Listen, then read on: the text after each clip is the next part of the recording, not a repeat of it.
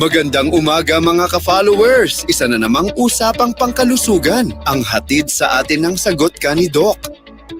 Ngayong umaga ay sasamahan tayo nina Miss Natasha Claudia Bautista at ng ating resident doctor at host, Dr. Rebecca L. Castillo.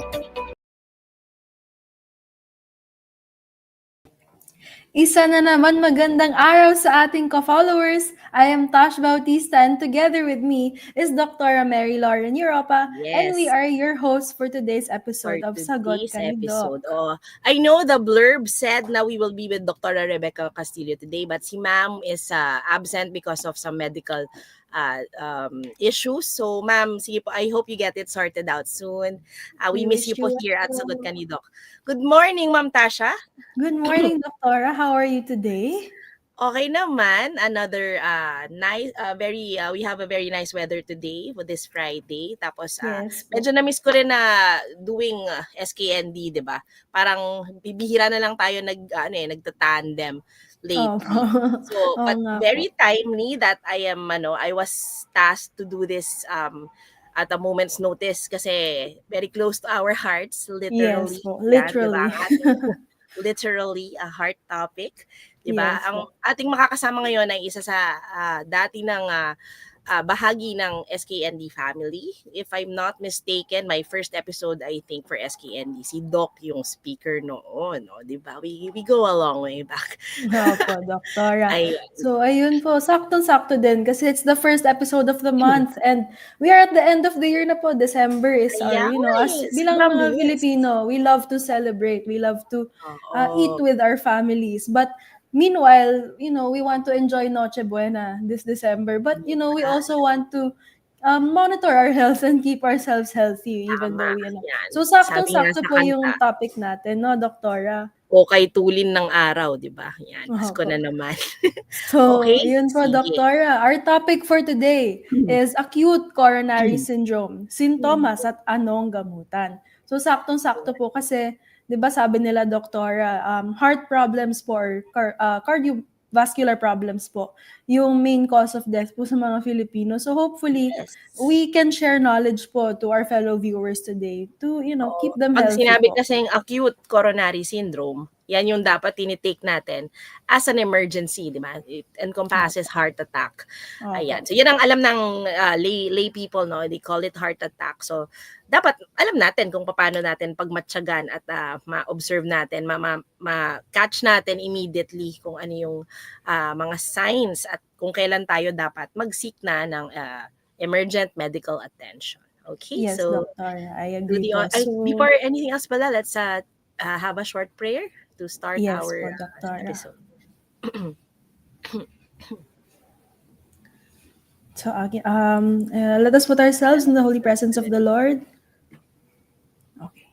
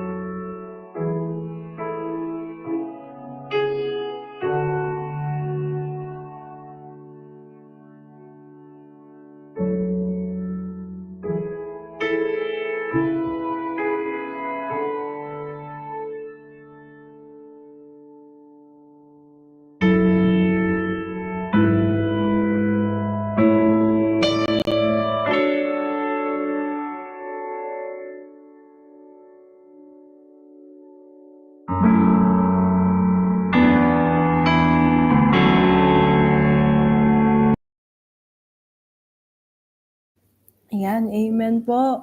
So, I hope po we are all guided for today's episode po. And again, for our followers, if you know anyone that has, a bit of a heart problem na or gusto natin maiwasan ang heart problems, feel free to share, like, and subscribe to Sagot Ka ni Doc lalo na po for Mm. today's episode. So, Yan. ayun. So we have a Facebook page at meron din tayong YouTube channel Yes, already. So Doctor. maaring panoorin ang mga previous episodes pa para tayo'y lalong maging maalam sa ating mga common diseases. Okay, Ma'am Tash, do the honors of introducing our Ayan. Thank you, SKND Doctora. special speaker for Yes po. Thank you, Doctora. So, as you mentioned earlier, our speaker for today is another familiar face and a very active member of the SKND family.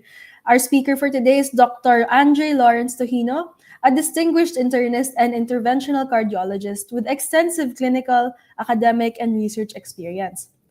Currently, he practices in several top institutions, including Adventist Medical Center Manila, St. Luke's Medical Center Global City, and the University of Perpetual Health Medical Center. Dr. Tojino completed his internal medicine residency at Adventist Medical Center Manila, where he also served as chief resident, followed by a fellowship in adult cardiology and a clinical research fellowship in interventional cardiology at St. Luke's Global City. He is a fellow of the Philippine College of Physicians, fellow of the Philippine College of Cardiology, and a member of various professional societies, including the Philippine Society of Cardiac Catheterization and Intervention. Beyond clinical practice, he is actively involved in medical education as a visiting professor in internal medicine and a member of multiple training and research committees, helping shape the next generation of cardiologists. He has also presented numerous complex cardiology cases in international conferences, showcasing his expertise in advanced interventional techniques. So he's definitely the right man for this episode. Let us all give a warm SKND welcome to Dr. Andre Lawrence G. Tahino. Tahino, yan. Hi, Doc. Hello. Hello, Welcome good back Welcome back morning. po. po, Doc. Good morning. Thank you, Natasha, for that kind introduction. And Dr. Lauren, have it's nice to have you back. Yeah. So thank you again for having me. I think my last guesting here was last year, December also. So my Ah. topic will be something that is very close to my heart as an interventional cardiologist. So I see a lot of Of course. patients with acute coronary syndrome, and I want to share my knowledge to most people so that they would be able to identify and go to the uh, nearest hospital once they have the symptoms. Okay. Yes. So, tara, let's Tamang-tama, start Doc. na, no? Let's just reserve all our questions and yung mga comments natin for Doc to the latter part of the show. Sige po, Doc, let's begin na po. Okay. Okay. So, good morning to everyone, to all the viewers of Sagot Ka ni Doc. So, my topic, as mentioned a while ago, will be acute coronary syndromes, its symptoms, and the management and treatment that we can give to our patients. So, acute coronary syndrome, it's actually in layman's term, it's heart attack, but it composes three major diseases. It refers to a group of condition that includes ST elevation MI, or what is the classic heart attack, and the non-ST elevation MI, and angina or unstable angina. So it is a type of coronary heart disease which is responsible for one third of total deaths in people older than 35. So here in the Philippines, as we know, coronary artery disease or coronary heart disease is the number one cause of deaths. And coronary heart disease is the root cause of acute coronary syndrome. So acute coronary syndrome actually is divided to three subgroups, as I've mentioned: STEMI or ST elevation MI, and STEMI or non-ST elevation MI, and unstable angina. So we can differentiate the three subgroups based on the ECG and the troponin markers. So what is it? So as a background, acute coronary syndrome occurs when the flow of the blood to the heart is blocked. So the blockage is most often a buildup of fat, cholesterol, and other substances, which form a plaque in the arteries that feed the heart. Okay. So uh, next slide, please. So as I've mentioned, it is caused by blockage of the coronaries. So the blockage is most often a buildup of fat, cholesterol, and other substances. And when once this ruptures, this would cause acute coronary syndrome or a heart attack. So it's very important to diagnose acute coronary syndrome right away, because timely intervention will be really life-saving for these patients. So my lecture this morning would be focused on the interventions such as angioplasty and fibrinolytics on this group of patients. Okay. So the blockage of arteries. So during a heart attack, what occurs is a plaque that can rupture and spill the cholesterol and other substances into the bloodstream. So a blood clot forms at the site of the rupture, and if this clot is very large, it can block the blood flow through the coronary artery, starving the heart of oxygen and nutrients. And this is what we call ischemia. So when there's blockage on the blood flow in the coronary arteries, then this would cause ischemia. And once there is ischemia, this would cause total obstruction in the blood. Once there's total obstruction in the blood flow, this would cause myocardial injury and eventually infarct, or what occurs during a heart attack. So, what are the risk factors for uh, coronary heart disease or acute coronary syndrome? So there are a number of risk factors. So number one, edad, or our age.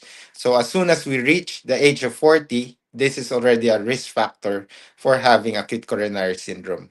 Another is smoking or yung paninigarilyo. Having a high cholesterol, especially bad cholesterol and high triglycerides, is also a risk factor for building up plaques in our coronary arteries. So not just in the heart, it can build up in our peripheral arteries, yung sa legs, sa arms natin, even in the brain. Other risk factors are common, such as hypertension and diabetes, which is very common here in our country. So not even here in the country, actually worldwide. Another risk factor is obesity, or yung labis na katabaan, which is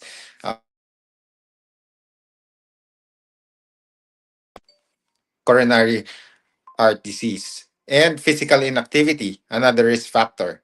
So in physical inactivity, usually sedentary lifestyle, if we don't move around, we don't exercise. So this is also an established risk factor for coronary heart disease that can lead to acute coronary syndrome. Another important risk factor is having a family history of a heart attack.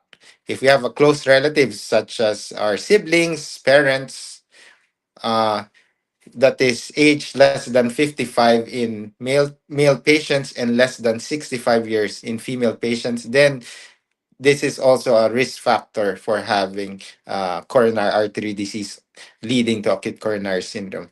Other risk factors that are well established is use of drugs such as amphetamine and cocaine. Okay, so in summary, these are the risk factors. So it's very important to identify them and to treat them, so that in order to prevent coronary artery disease that can lead to acute coronary syndrome. Okay, so now what are the symptoms of acute coronary syndrome? So, as I've mentioned, acute coronary syndrome, it's a syndrome involving subgroups such as ST elevation MI, non-ST elevation MI. So most of the time, their symptoms are very similar to each other, and the number one symptom is chest pain or discomfort. Other symptoms includes pressure or tightness, squeezing, heaviness, or burning sensation, not just in the chest, even the epigastric area.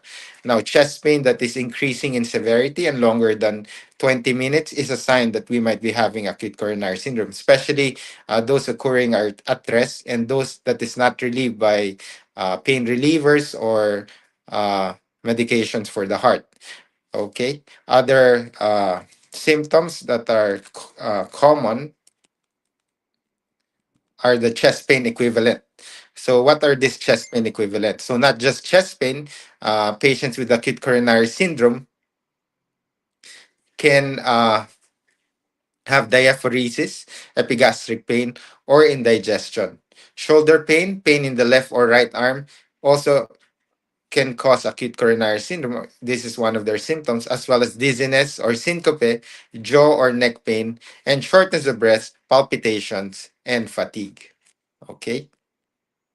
Now, once we have this ACS presentation, it is very important for the patients to go to the nearest health facility, such as clinics, hospital, in order for them uh, to have ECG, So, as I've mentioned, acute coronary syndrome is diagnosed through the ECG, history PE, as well as the troponin levels. Okay. So once we have a working diagnosis of ST elevation MI or non-ST elevation MI, then intervention is very crucial for these patients. Since once we are able to differentiate what is ST elevation MI from non-ST elevation MI, then we could give the appropriate management, and this will be very life-saving for these patients. Okay, so one of the, as I've mentioned, HS troponin or troponin I is the blood marker for acute coronary syndrome. Okay, so can you flash the next slide, please? So HS troponin or troponin I. So this is a blood marker. It's only extracted from our blood. And once patient has chest pain, or ACS symptoms in the nearest in the emergency room, this is one of the blood tests that should be taken right away, since this would be very crucial if we'll be doing some intervention or angioplasty for our patients. Okay, next slide. So once we have acute chest pain, so as I've mentioned, acute chest pain is the number one symptom of acute coronary syndromes. Then we have to be admitted to the ER or the nearest health facility. Then, based on the symptoms and the ECG, we divide them or we subgroup them into either ST elevation MI or non-ST elevation MI. So once patient have ST elevation MI, which I'll be having a few slides to demonstrate ST elevation MI from non-ST elevation MI, then we don't have to wait for the troponin level. Once patients are diagnosed with ST elevation MI, we go straight to the cath lab if we're in a cath lab capable hospital, or we give them fibrinolytics in hospitals that have no cath lab. Okay, next slide. So, as a review, this is the normal ECG. So here in the slide. So in ST segment elevation MI, what happens is that this QRS segment, this is the QRS, then the T wave here, as seen in this slide. Once there's ST segment elevation, and now we can diagnose patients having STEMI. Now, for non-ST segment elevation MI, their difference in the ECG, instead of the ST segment elevation in non-ST segment elevation MI, there is usually ST segment depression, as seen in this right side of the ECG, as well as there is T wave inversion. Okay, so now once we are able to differentiate ST segment elevation from non-ST segment elevation MI, then we go to the next treatment protocol. So as I've mentioned, once there is ST segment elevation MI, uh, time is very crucial. We usually send patients right away to the cath lab for them to undergo coronary angiogram and possible angioplasty to open up the blocked arteries. Now, for non-ST segment elevation MI, meaning there is ST segment depression or just T wave inversion, we have some luxury of time for these patients. So we don't need to send them right away to the cath lab. However, in the next 3 days, the possibility of doing an angiogram should be considered, especially if the troponin is very high. So in non-ST segment elevation MI, we wait for the blood marker troponin. Now, once it is high or rising, then we advise patients to undergo a coronary angiogram, as well as continue with the medical treatment for these patients. Okay, so for the next slide, I will be discussing now. Once we diagnose ST elevation MI in PCI capable center, what we usually do is there's usually a cath lab team, and once the STEMI team is activated, the goal here is to open up the blocked artery within 60 minutes. So we do coronary angiogram. Once we identify there is a culprit lesion, we put a wire in the coronary artery and try to open up the blocked artery with a balloon and eventually put a stent. Okay, so next slide, please. Okay, so That's what. So in this diagram here, once there's ST elevation MI, we activate the STEMI team and we do primary PCI or angioplasty. Now, the question is, not every hospital here in the country has a cath lab. Especially majority of our hospital does not have a cath lab. However, majority of our hospital has a ER and an ER team that can identify ST elevation MI or a heart attack that is occurring. So in these patients, fibrinolysis is very important. So fibrinolysis is treatment for heart attack that we can give through the IV. And what does it do is, it usually we give IV medications through our veins. And what this fibrinolysis medications will do is it would lyse the clot. It might not lyse the clot completely, but it would partially lyse the clot for it to reestablish blood flow. Once fibrinolysis is successful, then there will be ST resolution, or what there will be improvement in the ST segment elevation. Then we can decide later on if there is a need to do further coronary angiogram. Okay, next slide, please. So these are examples of fibrinolysis. It is very readily available in most ER in our country, most hospitals. So even if there is no cath lab in the hospital that we go to, this fibrinolysis is very crucial and life-saving for those patients who are undergoing an acute heart attack. Okay, next slide. Now, if we like I've mentioned, if a heart attack is diagnosed and we go to a hospital that is there's no cath lab, there's what we do here is that we can send the patients once we diagnose them and give fibrinolytics, then we can send them to the nearest hospital that is cath lab equipped. So for in order for us to do an angiogram right away. Okay.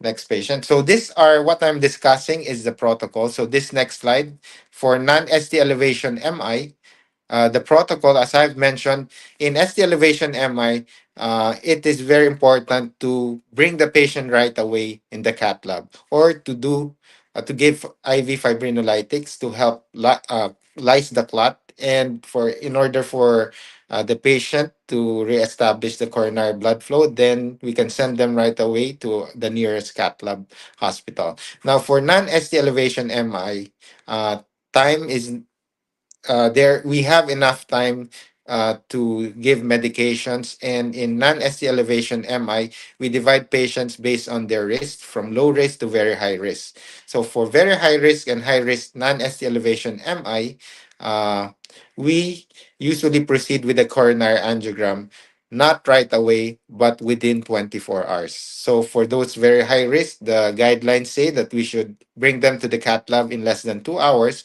while for those high risk, we could bring them in less than 1 day. Now, for those who have no high risk features, meaning they're very stable, chest pain has resolved, troponin may be elevated, but it's not increasing, then we classify them as intermediate risk for cardiac events uh, in the future. So for these patients, we could wait to do the angiogram in the next 3 days. But important thing is, even in non-ST elevation MI, guidelines would suggest that bringing them to the cath lab right away to open up the uh, culprit or non-culprit artery is life-saving as well to this patient, especially non-ST elevation MI patients. These are patients that have more comorbidities based on what we see in the community. Okay, so for our next slide, so I have discussed the protocol for ST elevation MI and non-ST elevation MI. So in summary, once we are able to diagnose ST elevation MI or non-ST elevation MI, part of the acute coronary syndrome group, then early invasive angiography is uh, the standard treatment for these patients. Now, additional treatments that we could do is we could do echocardiogram to check for heart failure. We could do other imaging, as I've mentioned, do serial ECG monitoring, as well as do troponin monitoring. Now, further management, as I've discussed, these patients can undergo angioplasty. If there is three vessel disease, then we deck them to do bypass surgery. Now, in addition to this revascularization techniques, it's very important to give them long-term medical treatment. So we usually give them aspirin, blood thinners, clopidogrel, and beta blockers or angiotensin receptor inhibitors or blockers, which are uh, medications that are given to heart failure patients, to hypertensive patients who have undergone acute MI, and these medications are also life-saving and improves mortality for this subset of patients. And aside from these medications, we could give them lifestyle modifications such as smoking cessation, alcohol cessation as well. Okay, so for our next slide, so I'll be this next slide. I'll be showing a video of what a coronary angioplasty procedure is being done to acute coronary syndrome patient. Okay, so we'll play the slide. So this would be just a few minutes, about around 3 minutes. So coronary angioplasty or an angiogram is what we do here is that we usually this is a heart procedure that is very non-invasive. We usually put a small catheter in the wrist or in the groin of our patients. Then once we put the catheter, then we inject a dye, and then we go through uh, the procedure by like taking pictures of the heart, and if there is blockages in the heart, then we could do balloon angioplasty and eventually do drug eluting stent implantation. Okay, uh, is the video playing? Okay. uh, okay, I think the video is not playing. So uh percutaneous. So we go now to a case here. So example of an acute coronary syndrome patient. We have a 49-year-old male with chest pain. So in this patient, as you could see the ECG here, the ECG shows ST segment elevation. So this patient is a 49-year-old male who is non-hypertensive, non-diabetic, but only has high cholesterol. So as I've mentioned, a risk factor for acute coronary syndrome is dyslipidemia or high cholesterol. Okay, next slide. So for next slide, here is an angiogram of this patient. So in the angiogram, uh, is- okay, I think it's not playing. So okay, we could skip with this. Okay, so basically, an angiogram. What I'm showing these slides is that in acute coronary syndrome, this is a ST elevation MI. There is blockage of the artery. There's total occlusion. So what we do here is we do immediate angiogram. So once we were able to identify blocked arteries in this patient, we open the blocked artery by putting a wire right away and eventually a stent. So in this patient, next slide, please. Think-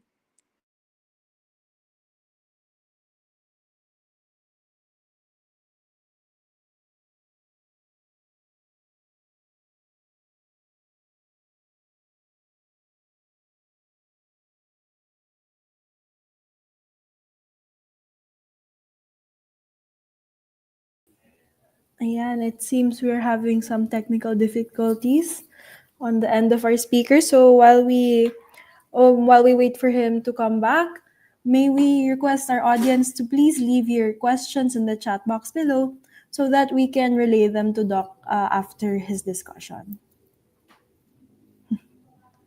So ayun, our apologies again. So we hope everyone is um, patiently waiting and listening attentively to the discussion of Doc. Ayan. O sige. shucks. Hi, Ma'am Tash. Yun na nga. We Hello? have Ayun. encountered technical Hello? difficulties. Ayun na Sorry. po si Doc. We're, It's okay, Doc. okay. Sorry of the connection here. Uh, okay, we're able to play the last slide, the angiogram.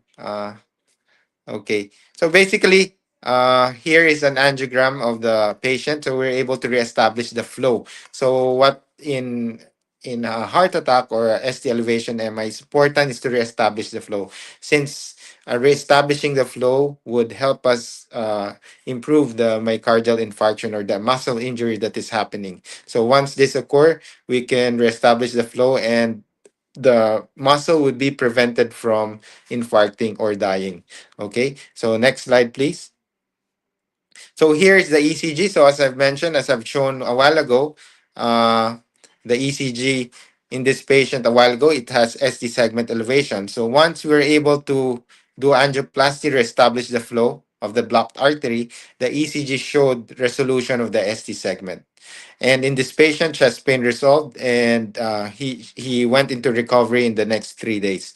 So that is why it's very important for acute coronary syndrome patients, especially ST elevation MI, to undergo immediate or primary percutaneous coronary intervention or angioplasty right away. Since in this patient, time is very important. As we say, time is muscle. Once we reestablish flow, the quickest possible time, less than 90 minutes to be exact, based on the guidelines, then the recovery of these patients would be very good, and mortality would be lessened, especially in this subset of patients. Okay, next slide, please. Now, there's good news actually. I know coronary angiogram, especially for acute coronary syndrome patient, and angioplasty is very expensive. So the cost here is around 300 to 700,000 pesos, depending on the number of stents deployed. But since last year, December, PhilHealth, our national insurance, launched the acute MI benefit package for acute coronary syndrome patients. So this PhilHealth package would cover, as I've mentioned, fibrinolytics in those hospitals without a cath lab for STEMI patients, coronary angiogram, as well as the primary angioplasty or the stents for patients undergoing angioplasty.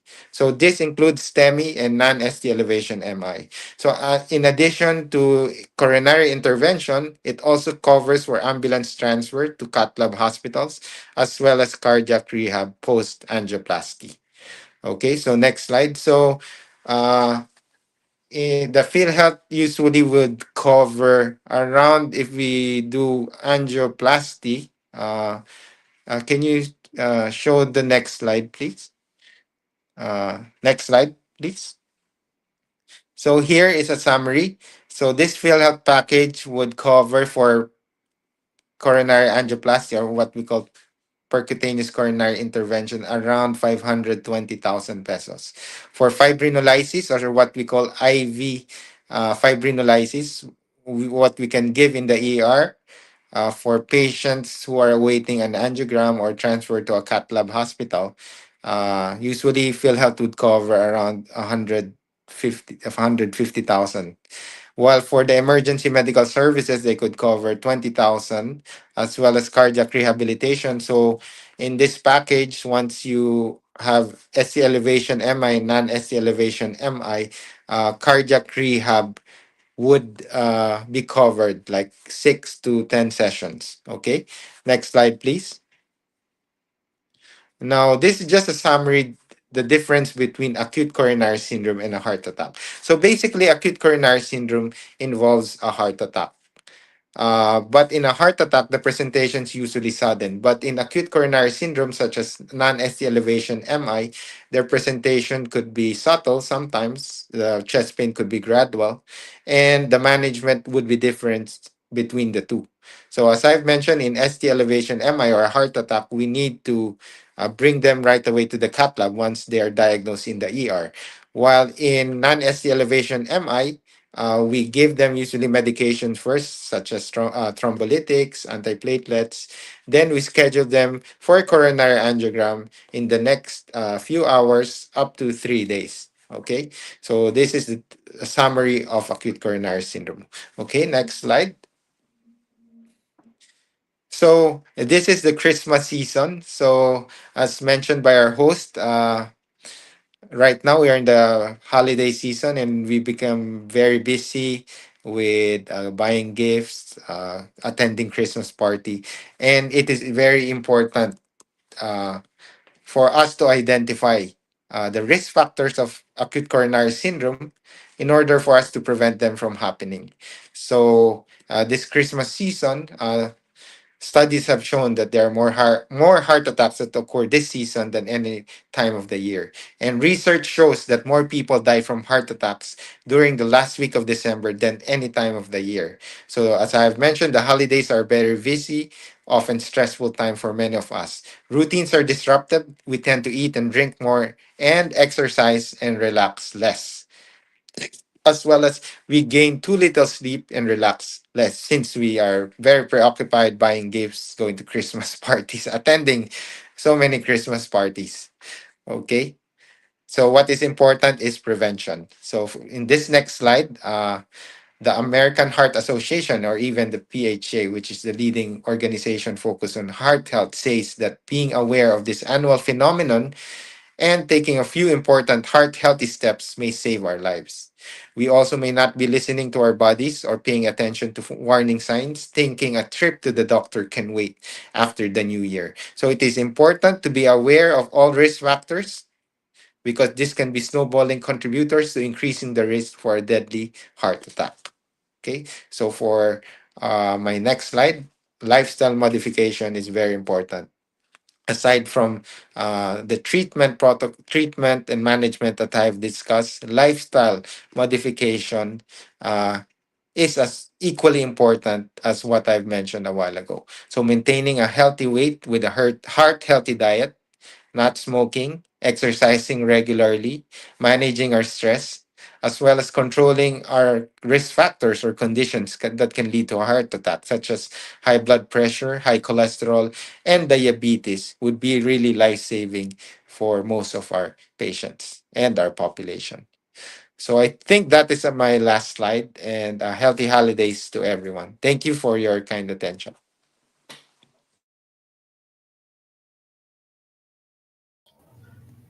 Thank you, Doc Andre, for a very comprehensive discussion on ACS po. So, ayun, Marami Doc pong Tora. salamat. Yeah, yes. Oo nga, maganda yung greeting, no? Healthy holidays, ganun na lang. Opo. Yeah, Kasi we 'di should ba? use that from now on. Healthy holidays Yeah, po. healthy holidays.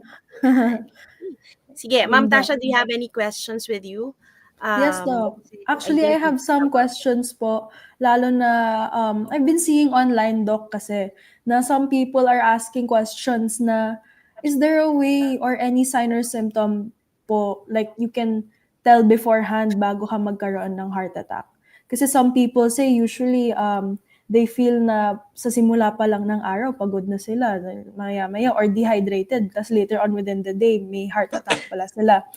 Is this a myth po, Doc? Or is there actually some signs po that can, we can remind our viewers po to watch out for? Yes, definitely there are signs and symptoms, subtle signs actually for most of the patients. But for a classic heart attack, they would immediately experience yung mga sudden chest pain, sweating, jaw pain, arm pain. But for, as I've mentioned, acute coronary syndrome, majority of this is not a ST elevation MI or classic heart attack. So most of these patients will undergo non-ST segment elevation MI. So in non-ST segment elevation MI, usually common to in female, elderly patients, those with a lot of comorbidity. Sometimes they would present with not chest pain. Sometimes they would have bloating. stomach pain or just sweating or dizziness. Sometimes loss of consciousness or pre-syncope. Parang mawawala ng malay. It's also a sign. So these are signs that we should identify, or we should, once we experience these symptoms, we should go to our nearest doctor or nearest hospital right away, especially if they are recurring and occurring frequently. Thank Okay. you, Doc. So in relation po, our title kasi for today's episode is Sintomas at Anong Gamutan. So you mentioned earlier today yung cabbage po, right? So now po, my question is, for those po that nagkaroon na ng heart attack or may heart Yes, condition na bypass. po, yes, bypass po. Is there a way po na makaka-recover po sila without medications, or kailangan po talagang may medications, Doc? Syempre kasi medyo pricey nga po yung ating mga gamot, right? Yes. Yes, important actually in a heart attack. Aside from what I focus right now in the revascularization, like angioplasty or bypass, once we are done with this procedure, yung mga medications are very important. So hindi ibig sabihin nagawa na yung angioplasty na bypass wala na tayong inumin. Since especially for bypass patients or angioplasty patients, naglagay tayong stent, there is a risk for this patient to have yun nga, Stenosis. blockage stenosis, mga instant stenosis. Oh, Ayun. sige, sige. Dadagdagan ko Doktora. na lang, no? Yung mga stent natin, pag iniwan mo yan, syempre, you have to think of it as a foreign body. So, meron ka talagang iniinom na medications, no? Dual antiplatelets para hindi magbuo uli tawag dito, yung ano yung Tagalog nun? Yung pagbabara, yun, yung bara doon sa ugat na nilagyan mo ng stent. So, very important, especially for those who are post-angioplasty. Kailangan nilang uminom ng mga gamot. Ano pa ba yung question mo, ma'am? Sorry. Ayun po. So, I was going to add to that, Konti lang yung Doktora. thought ni Sige. Doc. Mabuti na lang po cardiologist ka din, di ba? Very, Yeah. very timely po. So, I'm yung pretty sure, Doktora. Ma'am Tash, familiar ka din with all these things. Bilang, di ba, you come from a medical related background, which is pharmacy. Opo, Doc. Okay, so, But for our viewers, Doktora, may I ask po, syempre we, here in SKND, we promote po healthy lifestyle, eating fruits and vegetables. But apart from mostly that po, are there pare-pareho naman yung any, mga advice namin lahat, di ba? So, opo, are we there have to stick any to food supplements or specific vegetables that we should look out for po to prevent the heart condition and to alleviate po yung after the Ayan na, condition. Doc Ayun na is si back. Doc. Hi, So, Doc. Sorry for the technical. The It's internet okay po. It's very okay, weak. Doc. Don't worry po. Na-cut off ay, ako. So yun nga, as I na-mention ni Dr. Lauren. So yeah. So kailangan medications very important like after an heart attack or even after bypass, the aspirin, clopidogrel, we should continue then. Especially for heart attack patients na underwent angioplasty at least a year for this dual antiplatelet. Tapos we start with statins, yung anti-cholesterol medications, as well as beta blockers and ACE or ARBs or yung mga BP medications. These are also very important for post heart attack patients, especially in those with some heart failure after a heart attack. Okay. tsaka yung mga ano nila, yung mga comorbidities nila that are also risk factors. Like, if they have diabetes, kailangan yung mga dati nilang gamot, i-maintain pa din. Diba? Hindi naman, it doesn't fix everything. You have to continue your medicine after the procedure. Doc, I think yung next question ni Ma'am Tasha was regarding diet and are there any supplements that could be taken para para hindi ma-prevent yung onset ng acute coronary syndrome?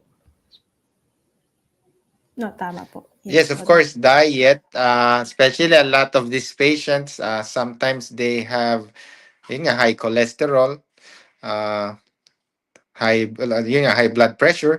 So important for these patients, low salt diet. So yung recommendation nga, I think less than 2 grams ng most of the heart associations or yung mga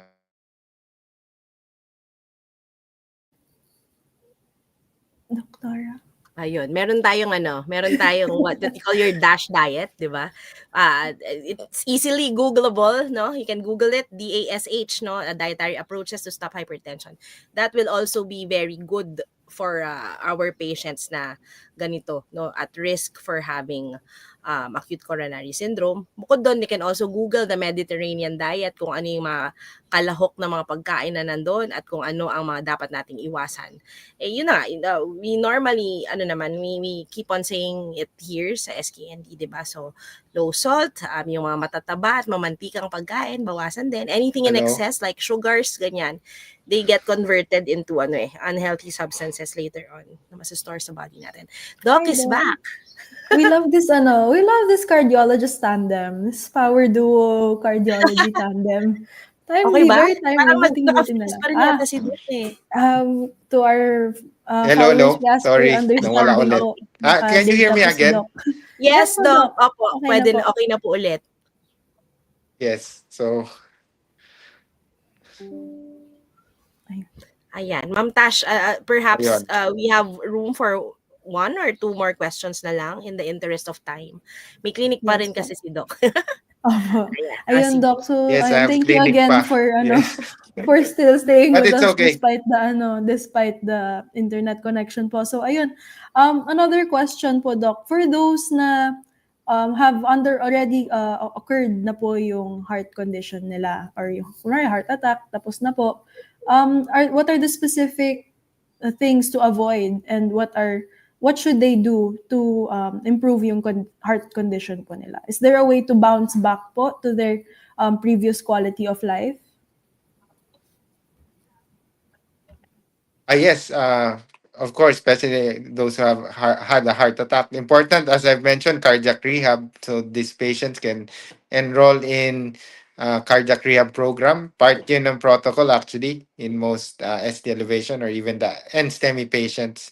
So after doing intervention, we enroll them for cardiac rehab programs. So they usually exercise mga exercise activities that is guided yan with doctors, yung specialists also, cardiologists as well. And of course, diet. Low fat, low salt diet. Exercise as in addition to cardiac rehab. Actually, yun nga yung what the program is doing to build up stamina and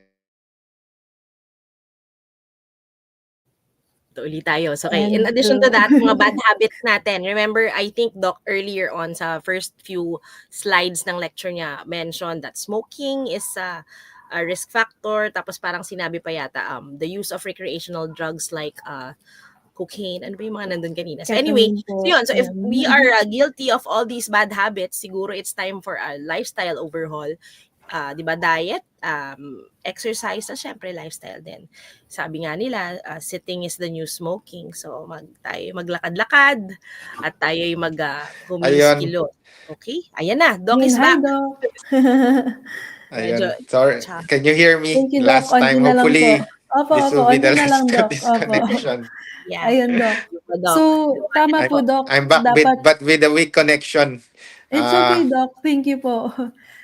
So, Doc, we Yes. wanted to clarify, tama po ba we should focus on more cardio-related exercises like walking, brisk walking, jogging po. Is that correct, Doc? Yes. Yes. Hindi yata as tolerated naman, Ma'am Tash. Kasi syempre, pag Okay. heart attack mo lang, di ba? Do not jog extensively or excessively rather. So Yeah. yun, brisk walking, siguro walking every day, at least 30 minutes will do. Ang sabi nga, di ba, the recommendation is at least 150 minutes per week of moderate intensity exercise. Ganyan. So hindi Tama pwede po, yung lakad-lakad Doctor. lang sa mall na ano. Medyo we have to get our heart pumping a little bit more than the usual. Tapos yun, siguro 30 minutes per day. Basta, however you want to budget it, yung 150 minutes a week. Basta lang daw, hindi hihigit sa 2 araw na naka-rest day ka. Di ba? So, Opo. ganun ang Yung cheat sabi. day, Doktor, ano, lalo na ngayon, Cheat day dadami sa ata yung cheat day ng December. Yun po, I know, Doktor. So, I think in the interest of time po, ayan, thank you to Doc Andre po for yes. sharing with us his time, his knowledge, and his Thank you so much. patience po Super, ano pa naman, despite the super internet pangalanon, connection. super busy pa naman ni Doc. Okay, so thank you for for lending us your time this morning. Okay, Ma'am Yes, Tasha. and opo, and Doctor, thank you to you also na nakakasalo po kay Doc Andre Oo, despite the wala connection po. tayong choice, ganun talaga pagka live program. Okay. Opo, ayan. So, again, thank you to all of our viewers for joining us in today's episode. At sa mga hindi nakapag-subaybay po ngayon, pwede po natin panoorin ang ating episode sa sa Facebook page natin, Sagot Ka ni Doc. Also, may YouTube na rin po tayo. So, Yan. we wish everyone a healthy Christmas, a healthy holiday po. Yeah. I'm And, not quite ayan sure po. if meron pa tayong episodes for the next couple of weeks before we usher in the new year. Pero sakaling wala, Merry Christmas and a Happy New Year to all our SKND followers. Hopefully, we still see you in the remaining weeks. Pero kung wala po, kami po nag-extend na ng aming greetings, and sana po lahat tayo ay maging malusog, masigla at masaya nitong nalalapit na Pasko at saka sa ating bagong taon. Okay? Ayan. Yan. Ayan. So, thank you po. Merry Christmas. Happy holidays. Healthy holidays po. Happy And holidays. Ayan. much Dr. love po from Becky, the, miss you po. from the Okay. SKND family, especially from Dr. Becky po, who misses the program very dearly. Ayan na, si Doc. Si So, he Doc. can siguro say, Bulaga. he can, Mga final messages po ni final Doc messages. Andre, if ever. Ayan na. Yun Yun talaga yung drum difficulty roll. kapag live. Hindi mo Opo. ma-predict. Minsan, okay yung signal. Lalo nang Minsan, may Sorry clinic po again. si Doc. It's Ayan okay, na. Doc. Ayun, thank you so much, Doc, for still striving to join us Can today. you hear me once again? Yes, Opo. po, Doc, we'll just Loud ask and for clear. your final words at saka ang parang take-home messages na lang for our viewers.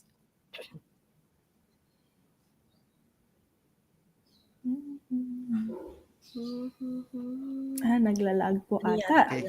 So my final message is acute coronary syndrome is it's basically a heart attack. So it encompasses three subgroups, STEMI and STEMI.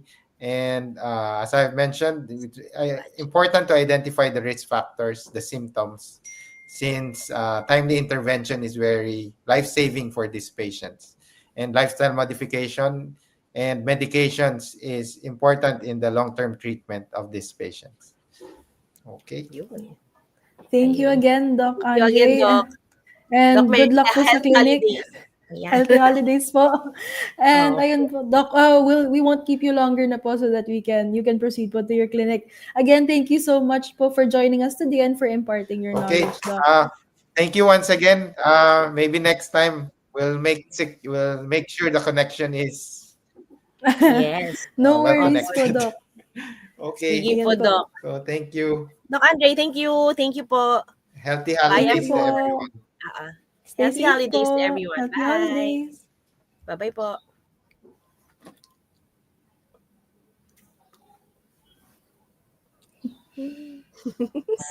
Ang pag-uusapan po natin ngayon ay tungkol sa tubig or water or H2O. Ito ay inorganic compound composed of 2 atoms of hydrogen and 1 atom of oxygen. Usually, it's a liquid form, sometimes solid, kagaya ng ice, or vapor or steam. It is usually tasteless, colorless, and transparent. So, gano'n ba kahalaga ang tubig? Itong mundo natin ay at least 70% ay tubig. No? Tapos majority niya ay sa ocean. 3% lang fresh water na. Pwede natin kunin. Ngayon sa human body, adult, ilang porsyento ba ang tubig? Napakataas po. At least, average 70%. No? So, 70 to 80% water po mula sa brain natin, sa puso, blood, kidneys, liver, lahat yan ay mayroon tubig. So, 70 to 80%, iba mga 20%, pero lahat kailangan ng tubig. So, ano po ba ang kahalaga ng tubig at ang mga action ng tubig? Isa, tawag natin lubricant, no? Para yung mga joints natin mag-lubricate. Pangalawa, inibigit niya yung mga nutrients sa kinakain natin. Tapos, pangatlo, dadali na niya sa isa't ibang parte ng katawan. Mula sa ulo, sa So, tinuturo niya, sa transport niya, and oxygen. Isa pa, pang-apat, ay yung mga toxic waste sa katawan, especially to the kidneys, it's the drive out niya, lalabas niya. No? At marami pa siyang function. Kapaganda rin ang skin, syempre, no? Mag-rehydrated. So, ganun ka-importante ang tubig sa katawan. May national findings na pwede kang walang pagkain, 1 month, pero ang tubig, hanggang approximately hanggang 1 week ka lang pwede mabuhay. So, ganun kataga ang tubig sa atin. So, ano ba mga sintomas pag sinasabi ng kulang sa tubig? Pero huwag na po natin hintayin to. No? So, ang mga symptoms, isa, sakit ng ulo. Hindi malimit yan, ano? Ay, sakit ng ulo po. Isang dahilan ay kulang tayo sa tubig. No? Pangalawa, nag-dry mouth. Dry ng mouth mo, dry ng lips ko, no? Kulang na tayo sa tubig. Minsan yung ihi natin. Kumukonti rin, pero sign na kulang tayo sa tubig, no? Tapos dry skin, no? Saka para tayo nanghihina. Ang ganda ang pakiramdam natin. At sa bata nga, natawag namin sunken fontanelle, sunken ulo, at yung sunken idol. Pero huwag na po natin hintayin kasi pag gano'n po, dehydrated na tayo. So, ilang litro ba ng tubig ang kailangan per day? Pero depende din sa edad, sex, may mas mataas, activity mo, energetic, tapos kung masyadong mainit, dahil sa atin masyadong mainit, no? Nakakadagdag, dapat dadagdagan din natin yung ating intake ng fluid. So, ano bang mga liquid natin? So, kahit kung ano, pwedeng spring water, gusto natin, mineral water, or distilled water, pwede po basta pumahilis, no? O kung nag-water, pwede rin, no? Kung na-avoid na po natin ang mga fruit juice, kasi po malakas ang fluid. So, average, kung natin 2 to 3 liters a day, 12 to 15 cups per day. So, minimum po yun, average. So, depende nga sa activity nyo, pati sa age, no? Sa condition ng environment, pwede mas mataas. So, ano bang magandang schedule? Kasi kanya-kanya schedule ng pagkakas ng tubig, no? So, ang pwede pong gawin natin ay pagising sa umaga, minom na po tayo ng 1 or 2 glasses, no? Tapos, in between meals, 1 to 2 glasses, no? Kung ng mga 12 to 15 glasses a day po tayo. Sa gabi po, kung malapit na matulog, siyempre, iwasan na natin yung maraming tubig kasi magigising tayo pa rin. No? So, ganun po kahalaga ang tubig sa ating katawan. So, kailangan po tayo ay hydrated. So, araw, lalo po may panahon natin na mainit. No? Kahit hindi po mainit, kailangan natin yung ng maraming tubig everyday. Unless, so sabihin ng doktor na huwag masyado kasi kahit na po ito. No? So, pagka okay tayo, ito po ay isa sa kailangan po natin, so we can have a good health and well-being. One way to be healthy is to drink plenty of water. Maraming salamat po.